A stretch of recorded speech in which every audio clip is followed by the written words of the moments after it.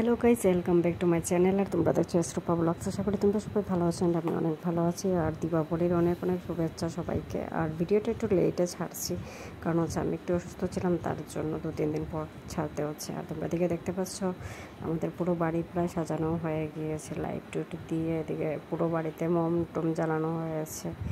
প্রথমত দেখলে তোমরা প্রদীপ জ্বালিয়েছিলাম এরা ঘরের মধ্যে। আর ওই যে পুরো বাড়িটা তোমাদের সাথে শেয়ার করছি, দেখে নাও কেমন হলো সাজানোটা।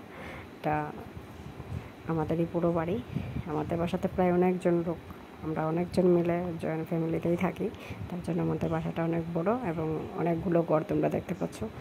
আর এটা হচ্ছে আমাদের ঠাকুরঘর। আমি এখানে গিয়েছিলাম ঠাকুরঘরে প্রণাম করতে, তারপরে সে গেলাম। গেটের সামনে বাঁশ লাগানো হয়েছিল, মানে মোমবাতি দেওয়ার জন্য আর কি। তো আমি এখানে গিয়ে দাঁড়িয়ে মোমবাতিগুলো জ্বালিয়ে দিলাম, কারণ সেরকম মোমবাতি জ্বালাতে আমার খুব ভালো লাগে।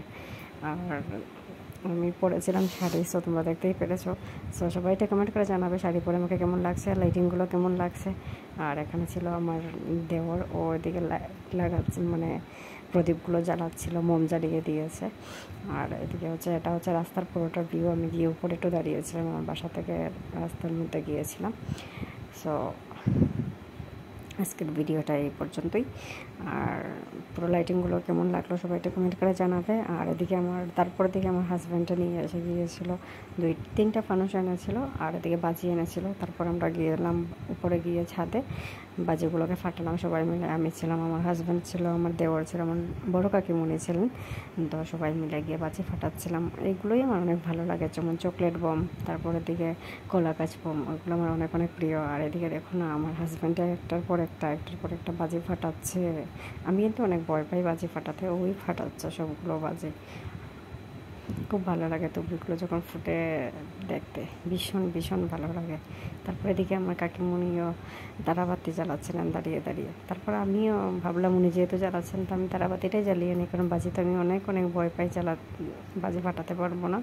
তারপরে থেকে বের হয়ে চলে গেলাম। আমাদের বাসার পাশেই একটা কালী মন্দির আছে, ওইখানে পুজো হয়, তো এখানে দেখতে চলে গেলাম আমি আর আমার হাজব্যান্ড মিলে একটু একটু করে। আর দিকে দেখো না, কুয়াশা পড়ে যাচ্ছে। একদিকে তো বাজি ফাটছে, অন্ধকার হয়ে যাচ্ছে, তার উপরে আবার কুয়াশাও পড়ে যাচ্ছে হালকা হালকা করে, কিন্তু ঠান্ডা নেই। কুয়াশা পড়লে কী হলো। তারপর দিকে আমরা ওইখানে গেলাম, দুজন হাঁটু পাপা করে গিয়ে দেখে ওইখান থেকে চলে আসলাম। তারপরে এখন আরেকটা বাজি ফাটানো হবে। সো আজকের ভিডিওটা এই পর্যন্ত। Tata guys.